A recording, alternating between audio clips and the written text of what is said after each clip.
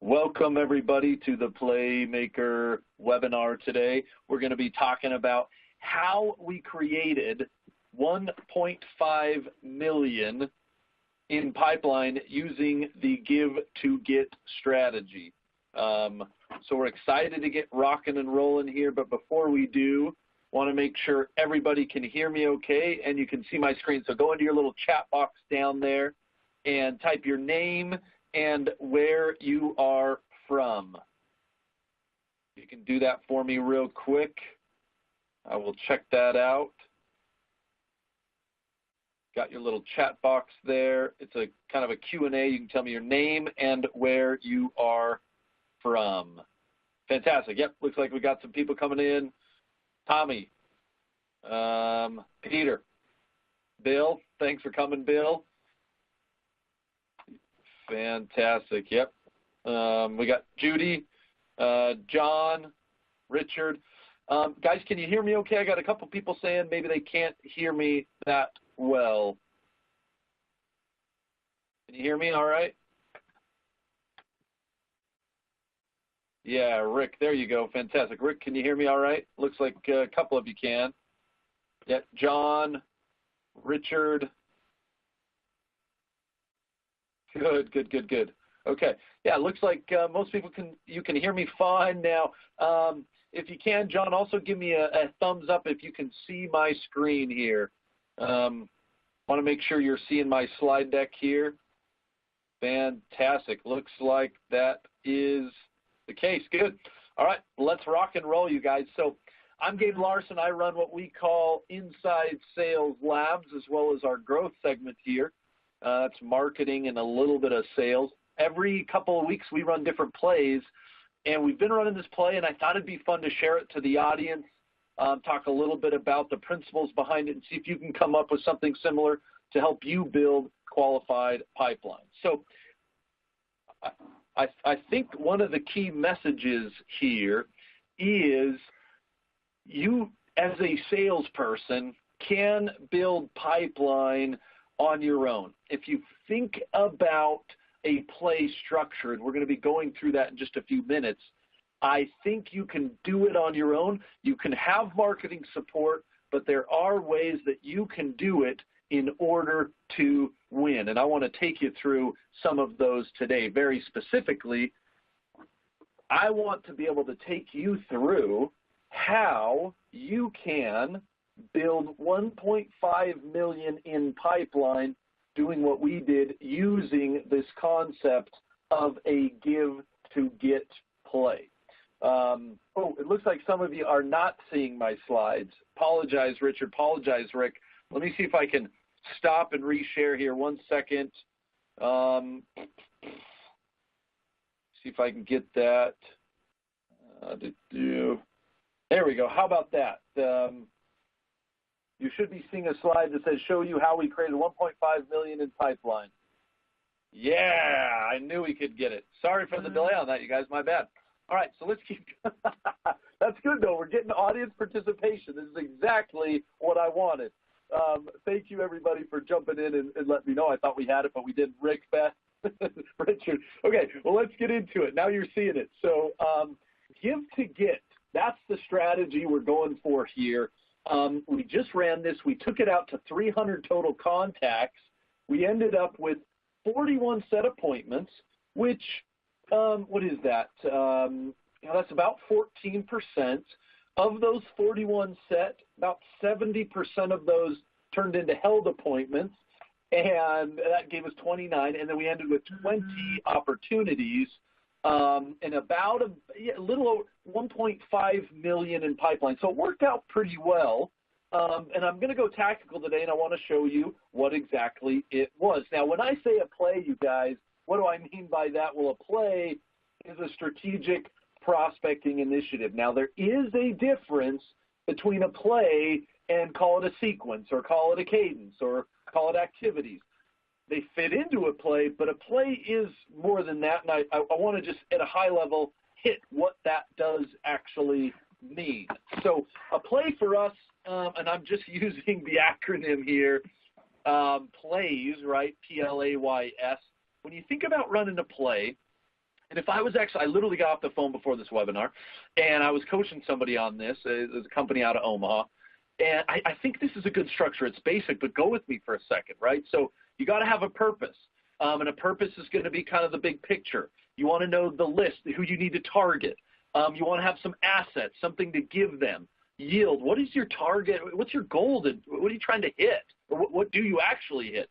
And then your sequence is your actual activity. So let me take you through this concept using this give to get play, because there's some power, I think, in this principle. So number one is purpose. And as I mentioned, that's going to be your goal or what you're trying to achieve. For us, the bottom line was we were going after net new.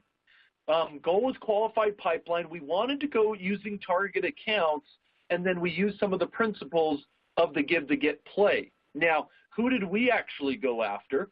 We went after some targeted prospects, really focused in on sales development leaders and marketing leaders, because our give to get play that we call the smoking gun, it just works better, and you'll see in a minute why, to kind of attack this particular audience. Now, we wanted to go after a little more decision makers, directors and VPs, but those were the 300 contacts we were targeting.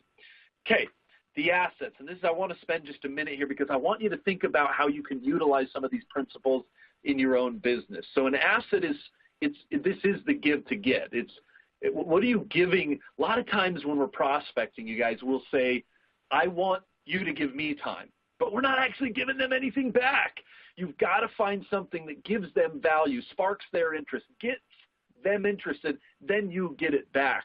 And this concept is fantastic. And we actually borrowed it, quote unquote, from HubSpot. You guys probably know these guys. Now, this is actually a story from a couple years back. My mentor, Ken Krogh, told me this story. He said, he had some good friends at HubSpot, Mark Roberge being one of them, and they had a conversation. And Ken said, I'm tracking your website, and it appears that, look at this. HubSpot's killing it in comparison with some of their competitors. Like, what are they doing? Or what are you doing, Mark, to do that? And I think, if I remember the story right, Mark gave him a little bit of a runaround answer, and Ken had to do some more digging, but he finally found out that one of the main causes, and HubSpot does a lot of great things, you guys, but something that had really taken off was something that they called marketinggrader.com. And you can go check this out right now. It's still, I think it's in its 10th iteration. When I was using this, a few years back, it looked completely different. But you basically go onto the website, and you put in your website and your email, and some other information is needed. And what this website grader does is it crawls your website and literally tells you, how good or bad you are at different elements on your website. Okay, you might be thinking, that's fine. Does that matter that much? Yes, it totally matters. What marketing grader is, or website grader is it's literally a built-in needs audit. As the definition of a smoking gun says, something that serves as conclusive evidence or proof to a crime. Now, you may be thinking, Gabe, you're going around different areas here. I'm not following you. Look at that last line, this InsideSales.com smoking gun, something that serves as conclusive evidence or proof as to why you need the InsideSales.com product. That's the concept. And as soon as you take Website Grader, you get this score, and you basically find out, most people, that you're not very good. It gives you a 60 out of 100. And you're like, oh, my goodness, there's a lot of areas for improvement. But boy, do you get some good value out of it. But there's still a big gap. And then you're left with this moment of, oh, man, how do I fill that gap? Ding, ding, ding, ding. You buy HubSpot, right? And so we sat down and said, guys, this is killing it for HubSpot. How can we take this principle and build it into Inside Sales? We obviously don't do website consulting. We don't do, social. We don't do CRM. How does it apply to our world? And I'm going to ask you guys that same question. I want to hear your thoughts in just a minute. And so what we basically did is we came up with this thing called Response Audit. Some of you have maybe seen it. Some of you haven't. But again, guys, I'm not telling you this because I want you to create, responseaudit.com. There's a principle here. I showed you HubSpot. I'm going to show you another example. There's a lot of people who've come on to this smoking gun principle. And I think if you can nail the principle, it's been powerful for us. It's been powerful HubSpot. I think it can be powerful for you. So here's what our example looks like. You can go to www.responseaudit.com, and you see this little thing that says, no more leads slipping through the crack. Now, at the bottom right there, you see that thing that says, get your free audit. Well, what does that actually do? Well, what it does is it's a three-step process. You go on there, and you submit your name and email, and then you say, give us a web form. And we then have, using our AI technology, we go on, and we actually – on your website, we submit on a lead form a name and a company name. It's all fake, right? It's kind of like these fake companies we've built. But we submit it on a web form, and then our AI technology tracks how fast you respond to a lead, how many times you call it, how many emails you send. Man, I'm like giving away all our secrets here. I'm seeing some people in the comments like, hey, that is pretty cool. And it is cool, John. I mean, this is something, for us, it's worked really well. Again, John, I'd be interested to hear something maybe you found or other ways you found to maybe do this in your business. But we then let that audit run for a week or two, and then we'll basically send these people a report. Now, we can do this without their permission. I mean, we can just go on and submit a form, and that's what we did in this play. Or people can just go and request it. But it's very valuable information, and you can kind of see a report here and how that may actually, come out to play. So long story short, you got the three-step process. You request this audit, you let it run, and then you get the report. Now, what we ended up doing is building this into an outbound campaign strategy where we actually said, hey, let's target these 300 people and do an audit for them and then see, if we can get them to bite on it or not. And again, I think the results were good, not fantastic, but pretty good. I showed you HubSpot's example. I showed you our example of a smoking gun. I just literally got this email 2 days ago. I decided to take off the company. It's basically like a lead provider. And they said, hey, are you coming to Marketing Nation? That's this not HubSpot's, but Marketo event that's happening. Will you come visit us at booth 800 and you want to get your free audit of your contact database? And I had a little link to show me kind of what this audit was to say, hey, how good are your contacts in your database? And something that it's enticing. I get something for free. They give me value, and then I can give them value back. But the power of that smoking gun is that once they do that assessment or audit or something in their business, they realize basically how bad they probably need you. And that's the power of the smoking gun or the power of the give to get play. And so I want to pause there. And I'd love you to throw in the Q&A. If you've seen one example that's been great, if you feel like there's something in your business that you could do in order to apply the smoking gun. So the question is, what is the smoking gun in your business? Something that serves as conclusive evidence or proof as to why prospects need your product. Some of you may not have an answer. I got a couple people. Mary, not often actually, Mary, do you go down the path of giveaways. I'd put that actually as a separate play. But we got Peter, Tim. The audit and assessments are great words. So Tim said, look, we could potentially run an assessment, and I won't go into his business, but I like that, Tim. I think you're going down the right direction as you think about what are some of the ideas in your world in the financial space that you could do that. I've got one here, Craig. This is a cool one. Craig, I'm going to shout it out real fast. So Craig and his business was kind of talking about they sell a social, I mean, he's kind of described it as like I think I know this business, but kind of a social, it's not a selling platform, but a social, helps you manage your social activities. And they have been kind of flirting around with offering people like a free social audit. Look at your LinkedIn, look at your Facebook, how good or bad you are and literally provide a little bit of a score. Craig, love it. Love it. So many of us use social, don't know exactly how we can run with it, how to optimize our profile, etc. But if you've got that, and they're more niched in a specific industry, which I think your industry, Craig, they probably need it more than even like the tech space.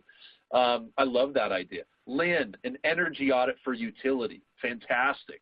The key, it's even more powerful. The great thing about ours is we can actually do it without anybody even knowing, meaning I can just go onto someone's website and then I can just pop out and send it to them or talk to them about it. But if you have to, it's also fine to have them put in a little bit of information and then do it. Now, some of you are saying, hey, look, you know, I'm a sales guy. I don't have the ability to build a website and come up with some fancy stuff. So I'm gonna call you out here. Excuse me. This is Ryan. So Ryan, I think Craig has nailed it down there. And I want to walk you through, Ryan, and I think it'll show how you can use this as a salesperson. Because we actually ran it for these 300 people, like the audit, and then had it in hand when we called them. And Craig, I think this would be awesome for you. You can actually jump on the phone and just offer it to somebody without having done it. Hey, we'd like to do an audit, or we're planning on doing an audit. Would you mind answering a couple of questions and go through it, and you kind of play it more like that? So I don't think, Ryan, you have to have a fancy website and have a bunch of marketers there to help you. I think you can think of something, can be fairly simple. Could be a survey, could be a Survey Monkey. Get creative to kind of find this. Guys, thanks for some of those examples. I want to get into some of the tactics of it so you can kind of visualize. Ryan, I think this will help you kind of just see how we did it. And again, it was a little bumpy, but we had a couple good things. Now, we wanted actually to get $2 million in pipe off these 300 contacts, more like 30-ish opportunities. We ended up at 20. But I do always like to have a goal to start with and then kind of compare and contrast versus your actual. Lastly, you guys, I want to hit this sequence because I think this is kind of where the rubber meets the road. Like, what did you actually do? And I want to take you through a couple emails. I want to take you through a couple calls just so you can kind of visualize it. So overall, this is what it looks like. We ended up with 4 phone calls. We ended up with 2 voicemails, no text messages, 3 emails, 2 LinkedIn messages, and 0 mailers. And again, I've listed up there on the right-hand side. Those are the methods that you can typically utilize in your outreach or in your prospecting strategy. So this is basically how we outlined it. You'll notice we went about 2 business weeks. Yep, exactly. And then we had a total of, what is that, 4, 6, 9, 11 total activities. That's not bad. It's a little on the high side. Some of our data is saying a lot of people think you should go in that 20, 15, 20, 25. Guys, if you've got a clear message, I usually like to try to keep it more in like the 6 to, truthfully, about 6 to 11, 10, 11 range on total activities. The other thing you see is the duration of our sequence here. Most best practices says even if you're running an account-based model, you're trying to keep that tight. You want to run a campaign. You want to be top of mind, run it for a couple weeks, and then wrap it, and then recycle that person back into something a little bit later, you know, maybe a month or a couple months down the road. These cadences, these sequences that range, that go for 3 months, that's a drip campaign, you guys. That's not a sales cadence. We hit them hard. The other thing I want to note is just the spacing. Notice that I didn't, when we ran this, you didn't go for, 4 or 5 days between touches. If we're hitting them, we want to get a clear and concise message, typically a day or 2 between, not more ideally than about a 2-day spacing, certainly during the business week. Keep that message relevant, top of mind, use a couple different channels, and then end it. So we started hard with kind of a phone call, a voice message, and an email, and I'm going to show you that here in just a minute. Then 2 days later, we brought in another phone call and email. Then we ended the week with a phone call. We brought in a light touch on a LinkedIn, then that last part of the week, we kind of doubled down and then ended with a little bit of a Hail Mary on Friday with the last LinkedIn message. So that was the actual sequence or cadence that we went through. If there are questions, feel free to hit me, because there was a specific reason. We've been testing different timings, et cetera, that we went with this. Now, I want to take you through and click on it's not a script. We call it just a cue card here, but if we were the actual sales development rep, or we were the actual sales rep, what's the strategy that you should use on the phone? And we typically, that first interaction, it's so important. So we call it the 6 Ps here: preface, personalized position, you go into a pain or product, proof, and then prescribe. That's kind of our structure for our talk track as we initially engage on the phone with an individual. So you've got prefaces, it's a quick introduction; personalized, something that tries to get it a little more about them than it is about you. Again, this could be something you find on LinkedIn, or we did an audit of you. You want to try to get to them a little bit if you can. Positioning, at some point in the conversation, you're going to have to tell them who you are, why you're calling, or what you do. Then this is kind of that moment of truth, this transition, and this is the hard one. This is your pain or product. You gotta get them talking about, hey, we work with other leaders like you, and they're struggling building pipeline. How do you deal with that? We ran this lead response audit. Most companies are at 39 hours. You appear to be a little bit longer than that. Is that a surprise to you? We start that pain conversation. We bring in the proof if we can. I always think it's great. Hey, look, we just worked with a company, brought them from 48 hours response time down to an hour. Let's talk about how we can do that for you. And then I do like to prescribe and giving them power. You take that power back and say, hey, this is where we want to go. We want to do X, Y, and Z. So that's kind of our structure of our call. This is busy, but I just wanted to open up the kimono and show you what we did. If it's helpful, great. If it's not, you may want to take and kind of tweak some of this on your own. But let me walk you through kind of the talk track here, and I'd love to hear your opinion on it. So I've combined in this talk track the preface and the personalized steps. So you say, hey, John, this is Gabe from Inside Sales. I wanted to take 1 minute and tell you about an audit we ran on your company. If it sounds interesting, great. If not, no biggie. So we kind of went with the upfront cold call. What was the company? From this company who sells PR technology. And it was so cool. I liked it. They said, hey, we just did an audit. Hey, Gabe, it's John at PRXYZ company. We just did an audit, and they use the word audit, of your PR reach, PR capability.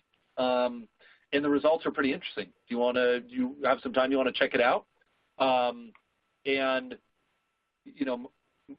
my answer was obviously, yeah, I'd love to take cold calls, so I'm always open to those types of things. But so I ended up taking the call, but I love the approach. Rather than doing, hi, I'm Gabe with Inside Sales. How are you today? The guy jumped right in and just said, hey, it's Gabe or John at PR company.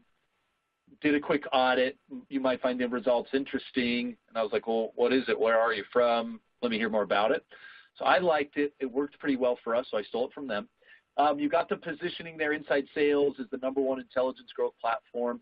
And look, every year we audit thousands of companies to determine the strength of their lead follow-up strategy.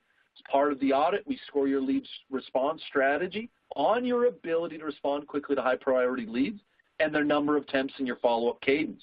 So that's kind of who we are. Then you got to get back to them, right? So, what do you think? How good is your lead response strategy? Or maybe bring in what I said before. The average company sitting at 39 hours response time right now.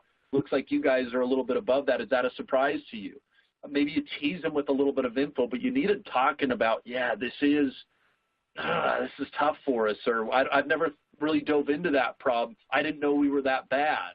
But again, you don't want to give them too much of the audit, because at this time you prefer to actually sit down, get a meeting. If they can do it now, great. If not, let's carve out 30 minutes to dive deep.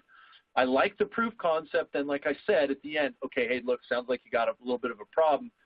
Seen it before. We helped company XYZ go from 48 to 1 hour on response time. It's got to connect to the pain. The proof's got to connect to the pain.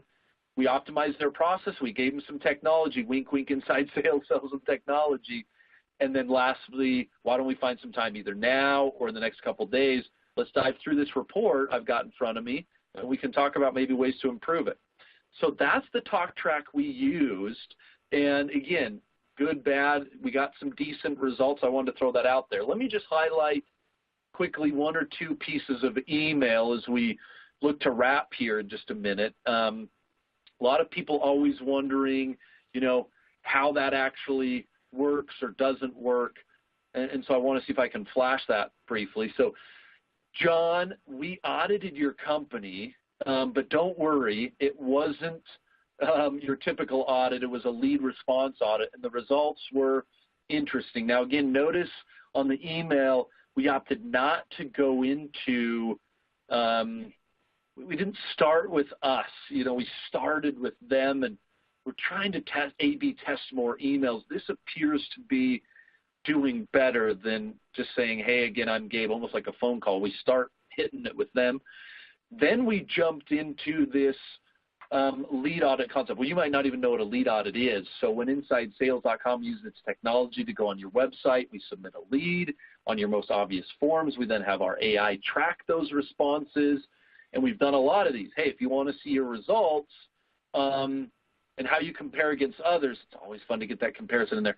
See if we can find a time to connect. So this one's a little looser. Notice, man, if we can, I do believe it's great to attach stuff. So we did attach a sample report here, not theirs, but a sample. And then this was a fun one. Just in the signature, we said, hey, see the top 10 lead response winners. So we've done this enough. We actually have like an ongoing top 10 winners, and you can click and it goes to our blog to kind of learn a little bit more about it and see some of the companies that are doing it great. I do find that in signature lines, a lot of people may not know you, and so it's kind of like, well, who is this company? What is this? And if you can use that signature line to give an attachment or give a link that actually helps them see or visualize, I personally like it. So we went for that approach first, and I won't bore you with all of these. This one we went a little more into the detail and actually teased them on their own score. So here again, we jump right into it. Hi, John. We ran a lead response audit on you and 20,000 other companies, and you scored a 60 out of 100. I think you can do better. So boom, we hit them. Like, what? What is my score? Now, you may not think it's a big deal. The average time is 39 hours. Persistency was at 3.5. Why don't we take a look at what your results were? Again, this is such a different approach, guys, because it's not your typical cliche email. It's real data. It's their data. And then at the end, you can see I kind of hit the PS with just making sure they did understand some of those audits. Now, again, we did have some other emails. We had some other LinkedIn messages. I won't bore you with some of that, but I wanted you to see some of the tactical ways that we did this so you can think about, how can I apply that in my own business? Now, I took a minute just from Q&A. Let me pause there as we kind of wrap and summarize. Let me just open up the Q&A over here real quick. A couple people popping in here.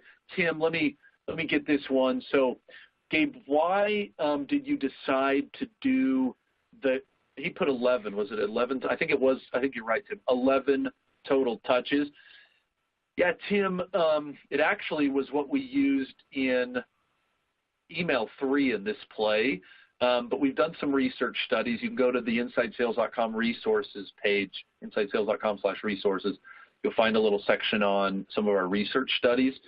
When it comes to prospecting strategies, if you're going outbound, meaning you're going cold to somebody, we found there is an optimal there's kind of an optimal cadence that you need to be thinking about, and part of that cadence was touches. If you've got inbound leads that are coming to you, then there's kind of a more optimal structure for cadences. And so, Tim, we've been going off that research to try to get more in that range. We used to do a lot more, but the research said if you're going outbound to somebody, typically want to be more around that kind of 6 number of total activities, 6 to 10-ish. We opted for 11.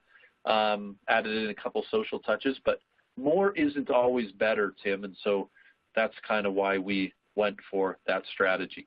Couple other questions here. Excuse me. Beth wrote in. Beth was asking a little bit. Maybe I'll go to that real quick, Beth, just on the phone call so you can see it again. And I believe we'll make these slides available. But this concept on the structure of the phone call, this is so malleable, Beth. So she was kind of like, do you really feel like this is the best practice? Looks like there's a lot in here. Beth, it's hard to kind of see without running it almost through a conversation. I almost wish I could pull this gentleman standing next to me and kind of role play it for you, because this isn't a script. We don't believe in scripts, but we do believe in plays, and we believe there should be some sort of structure. And if you can follow a little bit of it, great, but we've given you a couple things you can think about. You've got to navigate it with the people. And so, yeah, don't think of this, Beth, as a script. I think it's something more as a guideline or some cues that are good talking points as you think about this conversation going forward. So good questions, you guys. Keep them coming. I'd love to answer on this play or others. So summarizing this, we call it the give to get play. It focuses on the concept of the smoking gun, which again is basically showing people why they need your product. And I love to build it around this design, PLAYS. It's not the most encompassing, but it's solid. P is for purpose, L is for list, A is for asset, Y is for yield, and then S is for sequence. So I think that's a good strategy or structure to be thinking about. Question for you. What do you think? How many of you are excited about that concept? How many of you think you can apply it in your business? I'd love to see you hit it in the Q&A. Was that helpful? Do you feel like that gave you some concepts you might be able to apply or some principles you could use in your own business? I've got Anthony jump. Yeah, Anthony, that is. There will be a recording. We'll send it out tomorrow, Anthony. So certainly feel free to check that out. Apologize, you had to join late. Yeah, great. Peter, Tom. Yeah, it looks like a lot of you, hopefully it was good. I hope you got something out of it. If you want to take the next step on this, you guys, you can there's a little link up here on the right-hand side that'll actually give you the play that I just went through. It talks about some of the scripts we have. It talks about some of the emails used, the voice messages used, and kind of that 11 total touch strategy. Grab that. If you'd like to see how to build that into a system, look no further than our product predictive playbooks. You can contact us. I'll be offended if you don't add me on LinkedIn.